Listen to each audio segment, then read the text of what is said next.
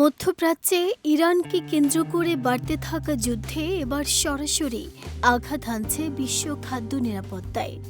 কৌশলগত গুরুত্বপূর্ণ হরমুজ প্রণালী বন্ধ হয়ে যাওয়ায় সারের বৈশ্বিক সরবরাহ প্রায় ভেঙে পড়েছে।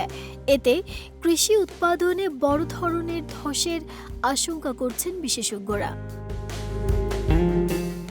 বিশ্বজুড়ে চরম খাদ্য সংকটের শঙ্কা দিন দিন জোরালো হচ্ছে, কারণ সারের ঘাটতি, রাসায়নিক সারের সরবরাহ মারাত্মকভাবে বাধাগ্রস্ত হচ্ছে। আন্তর্জাতিক বাজারে রাসায়নিক সারের চালান বন্ধ থাকায় সবচেয়ে বেশি বিপাকে পড়েছে কৃষি নির্ভর দেশগুলো।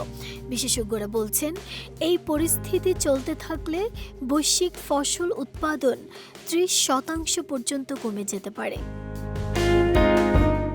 আল জাজিরাকে দেয়া এক সাক্ষাৎকারে জাতিসংঘের খাদ্য ও কৃষি সংস্থার প্রধান অর্থনীতিবিদ ম্যাক্সিমো তোরিও সতর্ক করে বলেন, কৃষিকাজ নির্দিষ্ট সময়সূচির ওপর নির্ভরশীল, কিন্তু সারের অভাবে অনেক দেশেই মৌসুমে রোপণ করা ব্যাহত হচ্ছে। বিশেষ করে এশিয়ার কয়েকটি দেশে ইতোমধ্যেই মৌসুমে বপন মিস হয়েছে, যা ভবিষ্যৎ খাদ্য ঘাটতিকে আরও তীব্র করবে। এদিকে সংকটের প্রভাব পড়েছে বড় কৃষি অর্থনীতিতেও। যুক্তরাষ্ট্র ও ব্রাজিলের মতো দেশগুলোতে কৃষকরা এখন কম সার লাগে এমন ফসলের দিকে ঝুঁকছেন। গম বা ভুট্টার বদলে সয়াবিন চাষ বাড়ছে, কারণ এটি প্রাকৃতিকভাবে নাইট্রোজেন ধরে রাখতে পারে।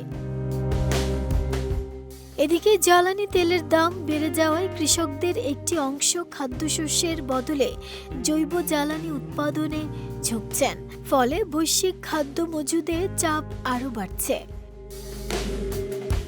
ইতোমধ্যেই আন্তর্জাতিক বাজারে গম ও সয়াবিনের দাম বাড়তে শুরু করেছে। সারের উচ্চ মূল্য এবং সরবরাহ সংকটের কারণে বছরের দ্বিতীয় অর্ধে পরিস্থিতি আরও জটিল হতে পারে বলে আশঙ্কা করা হচ্ছে। বিশেষজ্ঞদের মতে, খাদ্যপণ্যের দাম শুধু উৎপাদনের ওপর নয়, সার ও জ্বালানির খরচের ওপরও নির্ভরশীল। ফলে এই সংকট দীর্ঘস্থায়ী হলে তা সাধারণ মানুষের ক্রয় ক্ষমতার বাইরে চলে যেতে পারে।